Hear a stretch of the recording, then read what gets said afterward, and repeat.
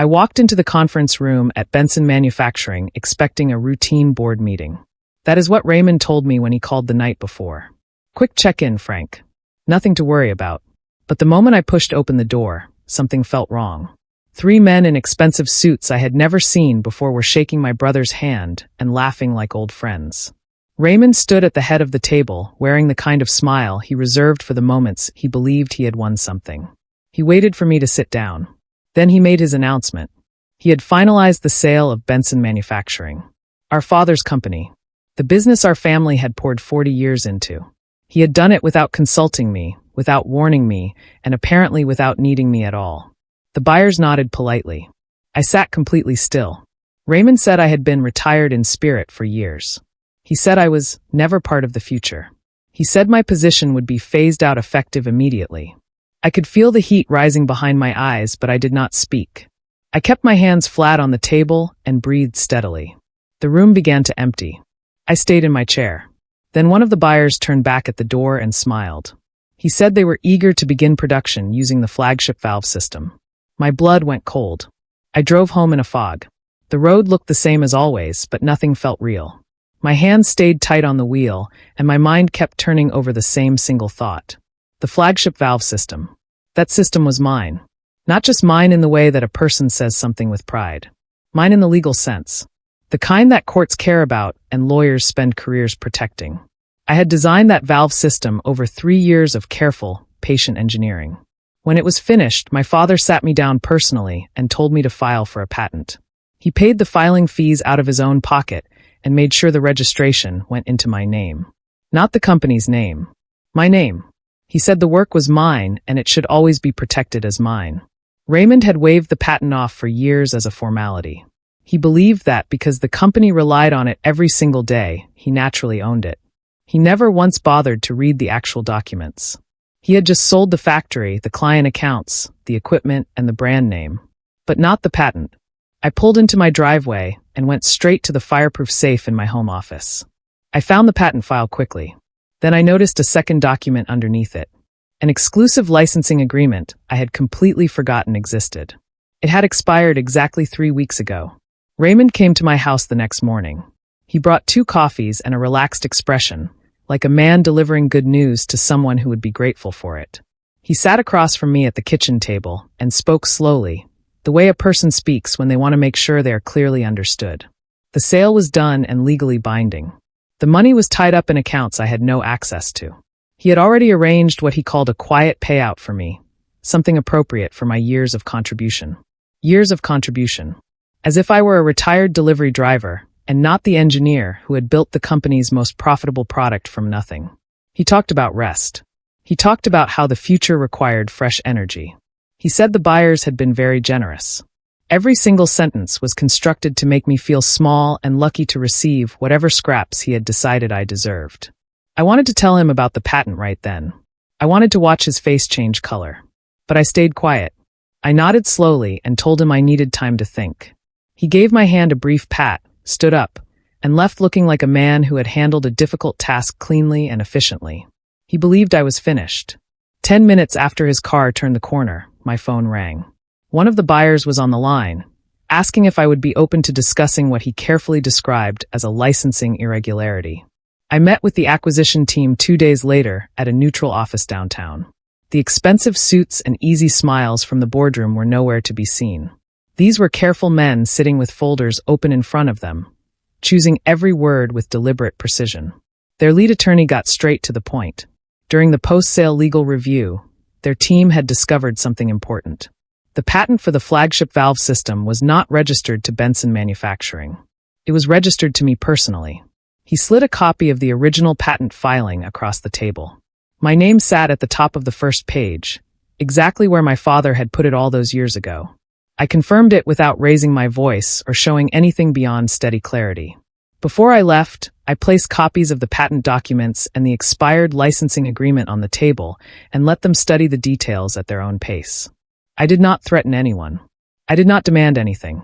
I simply let the facts sit there and speak for themselves. As I stood to leave, one of the executives looked up from the papers.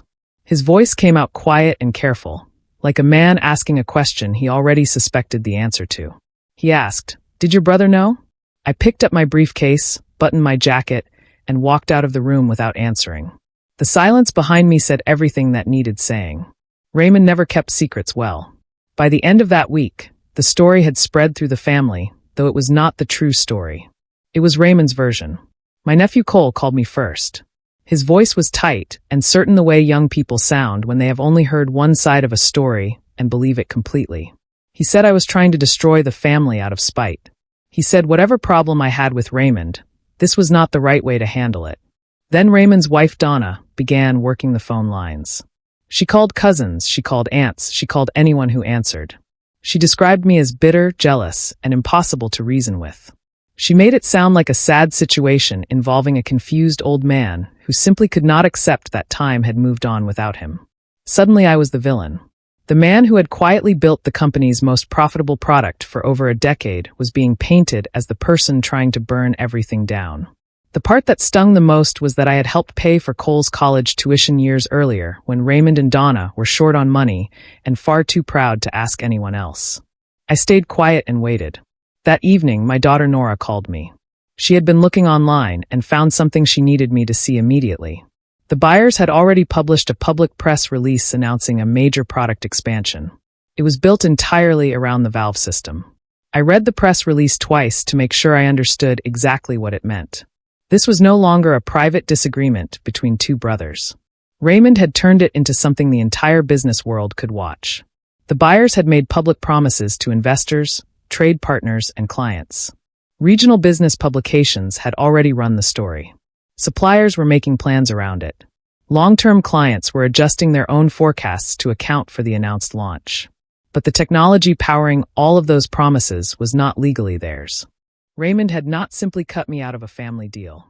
He had put other people's money and careful planning at risk by selling something he did not own. He had gambled on the belief that I would accept a small payment, stay quiet, and let the whole thing go. He had treated my patience like a guarantee.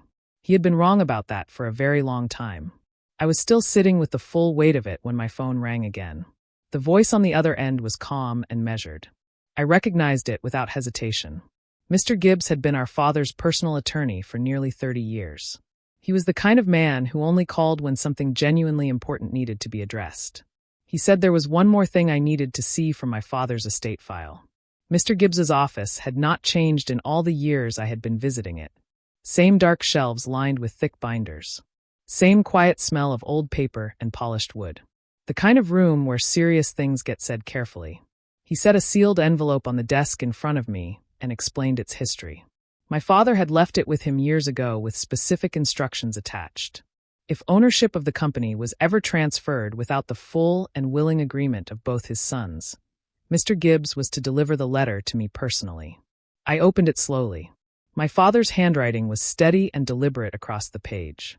He praised Raymond's drive and his ambition, as he always had in life. But then his tone shifted. He wrote that Raymond had always confused the act of controlling something with the right of owning it. He warned that this confusion would cause serious damage someday if nobody ever held firm against it. Then he wrote about me. He said the valve system belonged to me because I had built it, tested it, and quietly carried the company on the strength of it for years. He said he was proud of what I had made. I had to set the letter down for a moment. When I turned the page, I found a memorandum attached beneath it. It documented the day my father had formally rejected Raymond's request to have the patent transferred from my name into the company's name. My father had seen this coming long before either of us. I passed a simple message to Raymond's attorney. I said only that I had met with the buyer's legal team. Nothing more than that. No details. No explanation. Just enough information to travel through the right channels. It traveled fast. Raymond called me that same evening, and the comfortable authority in his voice had been replaced by something tighter and less certain. He said there had been a misunderstanding. He said I was damaging the family's standing. He said we could resolve everything the way brothers should, quietly and without lawyers making it complicated. But when I asked him one direct question, why had he not told me about the sale before announcing it in that boardroom? His tone hardened all over again. Old habits never fully leave a person. He still believed that guilt and family pressure were enough to eventually back me into a corner. He was still operating on the same assumption he had always made about me, that I would soften and step aside when pushed. He almost reached the end of his script before he slipped. He mentioned, almost as a passing thought, that he was managing several financial commitments and that things were stretched a bit tighter than usual at the moment. He caught himself quickly and moved past it. But I had heard exactly what he said. The proceeds from the company's sale were not sitting safely in any account the way he had implied they were. My attorney made a few careful inquiries on my behalf. What he uncovered was both predictable and worse than I had imagined. Raymond had moved quickly after the sale closed. Within weeks, he had used a significant portion of the proceeds as collateral in a private real estate investment. He had partnered with two of his longtime golf friends on a luxury property development.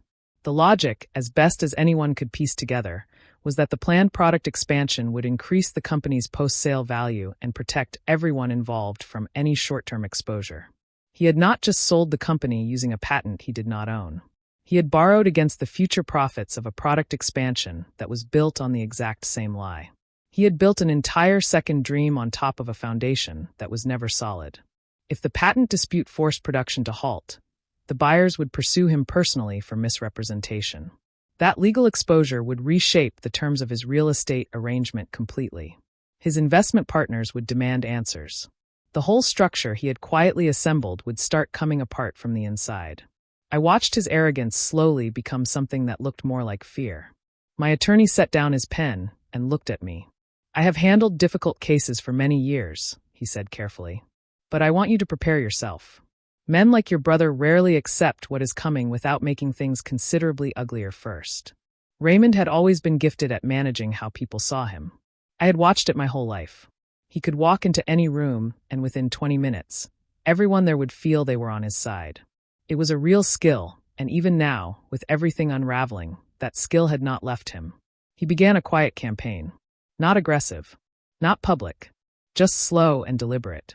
Former employees began hearing stories. That I had become confused in my old age. That the patent situation was a misunderstanding I had blown out of all proportion. That I was attempting to squeeze a payout from the company that had given me a steady career for decades. Some people believed it. A few workers I had stood alongside for years would look past me on the street now. That was the part that cut deepest. Not the legal battle. Not the family tension. The thought that men I had genuinely trusted were quietly deciding I was the problem. I had given that factory a large portion of my life. I had stayed late when others went home. I had solved problems no one else could reach. And now Raymond was rewriting me into someone else entirely, a small and bitter man trying to destroy what our father built. I stayed steady and said nothing publicly. Then one afternoon, a knock came at my front door. A former employee named Roy stood on the step, holding a cardboard box and glancing over his shoulder like he half expected someone to be watching him. Roy had worked in the manufacturing office for 18 years. He was not the kind of man who involved himself in disputes or family politics of any kind. The fact that he was standing on my porch with a cardboard box told me more than anything he could have said out loud. He set the box on my porch table and told me he had printed the contents before the transition team locked down the company's servers. Then he got back into his truck and drove away without another word. Inside the box were pages and pages of printed internal emails. The story they told was damning. 3 separate employees had flagged the patent issue directly to Raymond before the sale was finalized. The first was the operations manager. The second was a senior engineer who had been with the company for over 2 decades. The third was the company's own internal legal advisor. Each of them had written clearly and specifically in their messages. The flagship valve system was registered in my name personally, and that fact had to be properly resolved before any sale transaction could move forward cleanly. Raymond had ignored every single warning. In one email, he had dismissed the concern entirely. He wrote that I would sign anything once I understood that I had no real leverage in the situation. He had known the whole time. He had chosen to proceed anyway. At the bottom of the stack, I found one email that had been forwarded to a second address. That address belonged to Donna. She had known too. Donna reached out to Nora the following week. Her message was warm and carefully worded. She wanted to arrange a family dinner. She said it was time to heal things before they went any further down the wrong road. She used the word peace so many times that Nora lost count. I knew exactly what it was. I went anyway.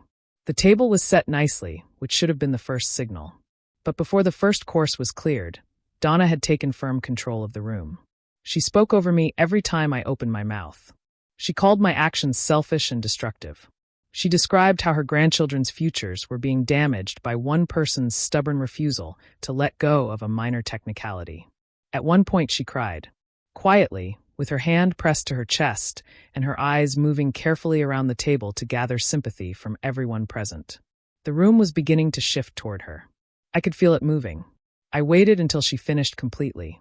Then I reached into the folder I had carried in and placed the printed emails on the table, one by one, face up, without saying a word. Nobody spoke. Cole picked up one of the pages and read it slowly from top to bottom. Then he set it down and looked up from the table. His face had completely lost its color.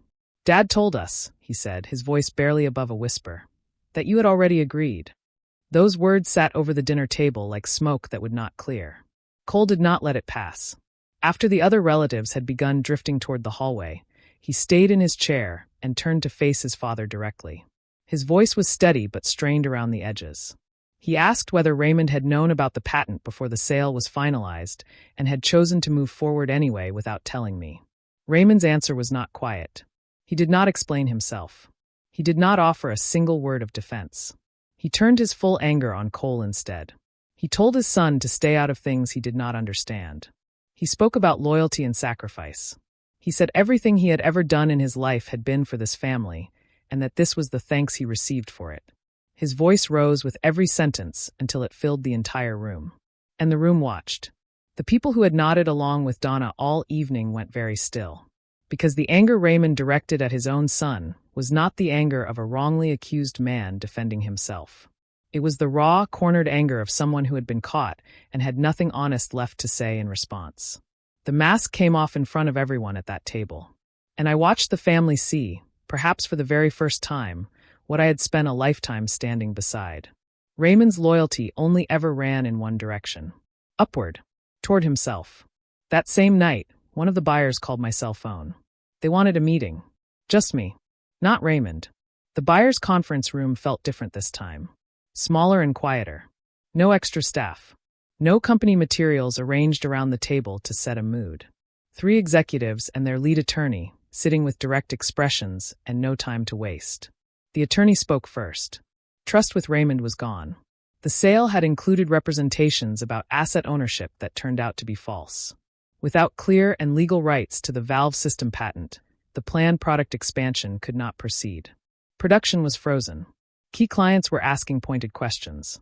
The board was actively considering legal action against Raymond personally for misrepresentation during the transaction. Then the conversation shifted direction entirely. They were not there to fight me. They asked whether I would consider becoming an independent technical advisor connected to the company going forward. A relicensing agreement would run through a separate entity on terms I would set myself. My name would be formally credited as the inventor behind the flagship technology. After everything that had happened, after the humiliation and the whisper campaign and the payout offer that treated my life's work as a line item, the strangers who had purchased Raymond's lie were offering me more genuine respect than my own family had shown in years. I was ready to say yes immediately. Then my attorney called as I was driving home. His voice had the tight, careful quality it takes on when the news is not good. Raymond had inserted a special clause into the original sale documents. It had been aimed directly at me from the start. My attorney read the clause to me word for word over the phone. It stated that I could not be hired, retained, or contracted in any professional capacity connected to the company for a period of 12 months following the sale date. The only exception required written approval from Raymond personally. The language was buried deep inside a section labeled Transition and Continuity Provisions, easy to overlook and written to look like standard boilerplate language. But it was not standard. It was a trap with my name on it. Raymond had thought ahead. He had anticipated that I might become valuable to the buyers once the truth surfaced, and he had moved to block that path before I could find it. I sat with it quietly for a few minutes. Then I thought it through step by step. The clause covered employment and contracting. It said nothing about owning intellectual property.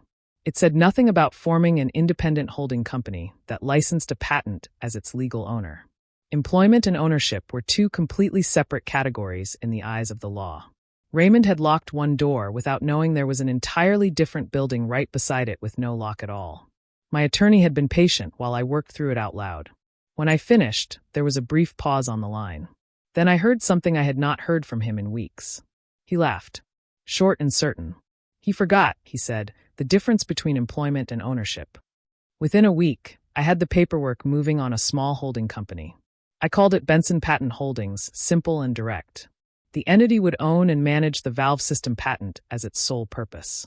Any licensing arrangement would run cleanly through the company, entirely separate from the employment restriction Raymond had buried in the sale documents.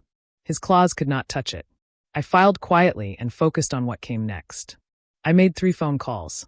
The first was to a man named Artie who had run the factory floor for 15 years before Raymond forced him out in a budget dispute 2 years earlier. Artie was patient, methodical, and understood the manufacturing operation better than anyone still alive. The second and third calls went to 2 former senior engineers who had left the company under pressure from Raymond's management approach over the past few years. Both of them were sharp. Both of them had walked out with real frustrations still sitting in their chests. Both of them said yes without hesitation.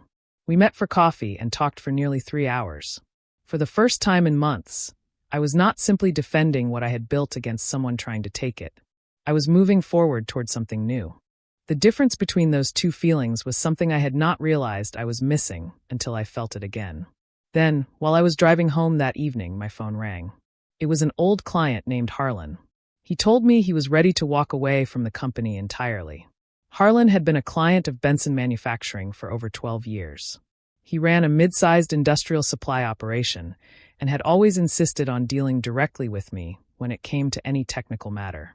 He trusted my word on product quality the way a person trusts a firm handshake from someone they have known a long time. He said plainly that once he learned I had been forced out and that the patent dispute was real, he had put his orders on hold immediately. He was not going to build his own production schedule around a company he no longer trusted to deliver what it promised. He was not alone in that position. Over the following 2 weeks, 2 more long-term clients reached out with similar messages. They had stayed with Benson Manufacturing over the years because of the engineering standards I held and the working relationships I had personally built with them. Once I was gone, their confidence went with me. The company Raymond had sold at a premium was beginning to show real strain. Delayed orders. Nervous calls from suppliers. Quiet questions circulating about whether the expansion announcement was still on course. Raymond had spent years treating client relationships like entries on a balance sheet. He had never understood that trust is the actual product underneath every product. Now the market was teaching him that lesson in the most direct way possible. Before hanging up, Harlan mentioned one final thing. A competitor had approached him. They were very interested in the valve technology. The competitor was a regional manufacturer called Aldine Industrial. They were smaller than Benson had been, but clean and well run with no meaningful debt and a reputation for treating their people with genuine respect. I had followed their work quietly from a distance for years. Their operations director called me directly. His tone was straightforward and refreshingly honest, nothing like the layered, careful language I had been navigating for weeks. He said they were aware of the general situation and had no interest whatsoever in getting into the middle of a family dispute. They simply wanted to know whether, if my current negotiations fell through, I would be open to a licensing conversation with them. No pressure. No terms attached. Just an honest question asked with genuine respect. I told him I would keep that door open. When I set the phone down, I stayed by the window for a while. The tension that had been sitting across my shoulders for months had loosened its grip slightly.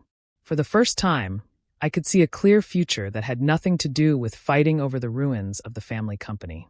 There were real paths forward that Raymond could not reach or control. That thought brought something I had not expected to feel so soon. Genuine peace.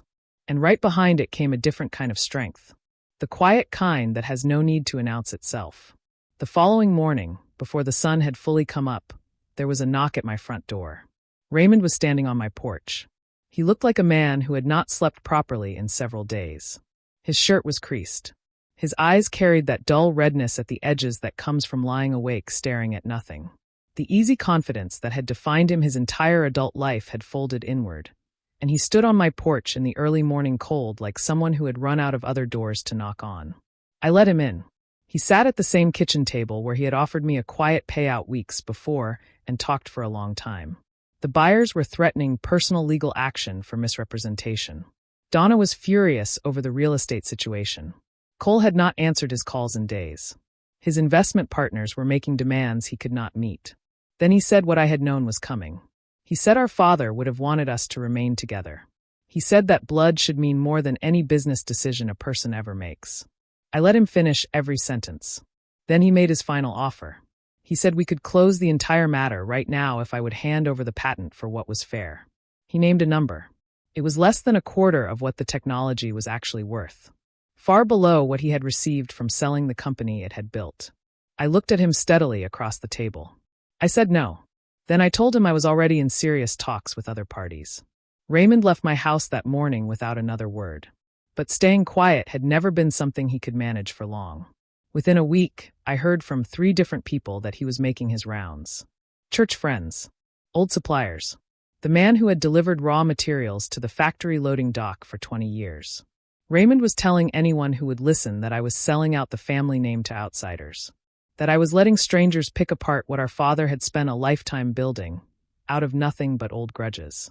He was counting on shame to do what intimidation had failed to accomplish. But the ground had shifted beneath him in ways he had not noticed. The printed emails had traveled further through local circles than he realized. The story of frozen production had reached the regional business community. Cole's visible silence at family gatherings had not gone unnoticed by the relatives who had watched that dinner unfold.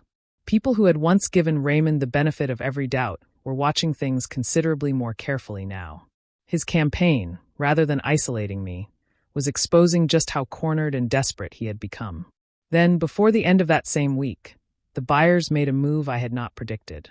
They issued a formal notice removing Raymond from all transition leadership responsibilities. No client meetings. No partner introductions. No involvement in guiding the direction of the company he had sold them. It was a public removal. And it said everything that needed saying. Raymond had been stripped of the last thing he had left to hold on to. He was no longer the man who had engineered the remarkable deal. He was now the man who had created a serious legal crisis through deliberate misrepresentation and had tried quietly to cover it up. The buyers did not want him near any room where clients or partners sat. They trusted nothing he said or did on their behalf. 2 days after the removal notice, Donna called Nora. The call was careful and quiet. She asked whether there was any real possibility that Raymond and I might meet in a neutral place and talk. She said she was hoping I would at least be willing to hear them out. Nora passed the message to me without adding any opinion of her own. I thought about it for a while. Then I thought about the dinner table. About the way Donna had moved through that room gathering sympathy, while the printed emails proving exactly what they had both done sat in a folder under my arm.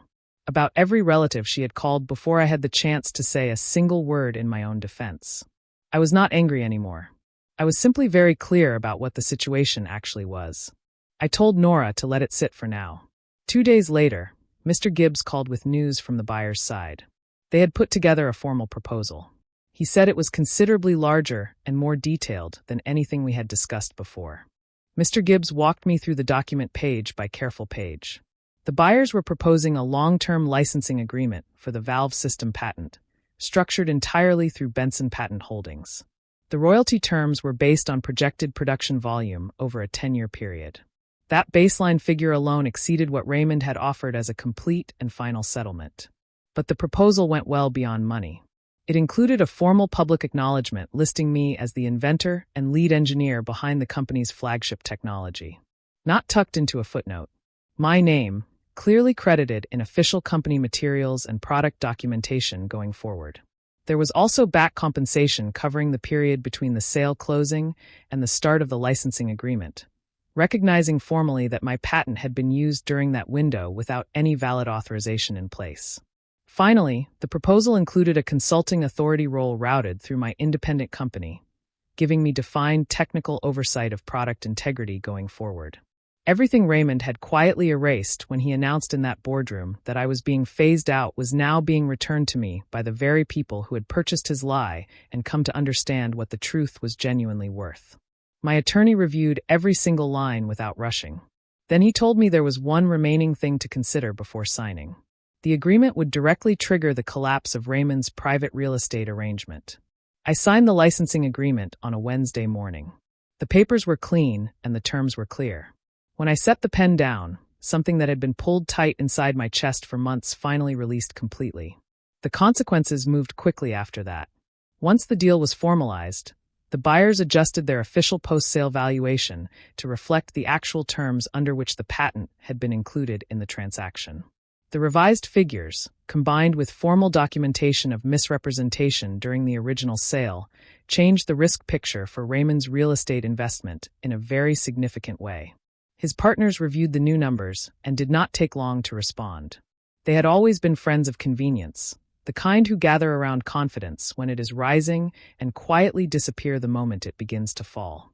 They did not call Raymond to work through the problem together. They called their own attorneys. Properties tied up in the development deal began moving toward financial distress. Assets had to be liquidated to cover the exposure. The home upgrade that Donna had apparently been planning in considerable detail was no longer a possibility. I had not contacted a single one of those investors. I had not spoken to his partners once. I had done nothing to that arrangement except refuse to stay silent about what had always been mine. Raymond had built the trap himself. He had simply needed me to keep holding it open for him. Cole came to my house on a Sunday afternoon, about 2 weeks after the licensing deal was signed. He came alone. No one waiting in the car outside. No phone in his hand. He knocked twice and stood straight when I opened the door, the way his grandfather used to stand before saying something that was going to cost him something. He sat at the kitchen table and apologized. He said he had grown up inside his father's version of every story, and for most of his life it had never once occurred to him that another version existed alongside it. He said reading those emails at the dinner table had felt like a floor dropping out from beneath him without any warning at all. Then he said something that reached somewhere deeper than any part of the legal fight had been able to touch. He said he had watched his whole life as his father took credit for things that other people had actually built. He said he could see it clearly now and that he did not want to become that. He was not there about money or any remaining part of the settlement still being worked through. He wanted to learn how to build something real, the way his grandfather had done it. I looked at him for a long moment and thought about my father's letter, about the line where he said he hoped the cycle would end. Then I told Cole to come by my new workshop the following Monday morning. He nodded once, quietly, and that was enough. Several months have passed since that Monday morning. My workshop is a clean, well-lit space inside an industrial unit not far from where the original factory once stood. Technical drawings cover the walls. There is always a pot of coffee warming on the counter, and the air carries that familiar blend of machine oil and fresh paper that tells you real work is happening in a place. There are 4 of us here regularly now. Artie manages the floor with the same steady patience he always had. The 2 former engineers have brought experience and precision that fill in every gap I could not cover alone. And Cole comes in 3 days a week, learning from the ground level, asking careful questions, and actually listening to every answer he receives. The old company still exists under the new ownership. It processes orders and runs its operations without drama. But the technology at the heart of everything that made it worth buying runs through a licensing agreement that carries my name now, properly documented and fully protected. Raymond is not sitting in a courtroom facing some dramatic end. He is living in a smaller house, managing smaller expectations, and carrying the quiet knowledge of what his own choices cost him. That is the honest truth of how it finished. I did not break any law. I did not lie to anyone. I did not lower myself to become what he was in order to stop him. He sold our family company as though I had already disappeared from it. What he never understood was that the one thing truly worth buying had always belonged to me.